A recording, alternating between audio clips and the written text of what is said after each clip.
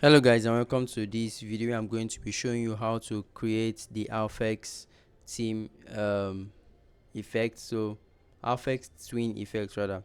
So this is what it looks like, the Alphex twin effect. So if you want to create a video, an image that looks like this, all you have to do is go to this particular website, higgsfield.ai, click or scroll to the Higgsfield source section after signing in, then click on this um Alphex twin effects icon here. So once you click on that, it should appear, it should be brought to a page like this, and then you can click on any of the images to actually create. So let's assume I want to create it with this. Click on it and you can see the prompt used to create this particular image. Then click on recreate.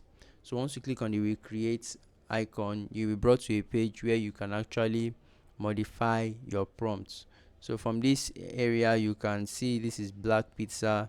You can change it to anything you want to change it to. You can just make the prompts your own and um, play around with it. So once it's perfect, you can now go on to hit the generate icon and actually generate your image.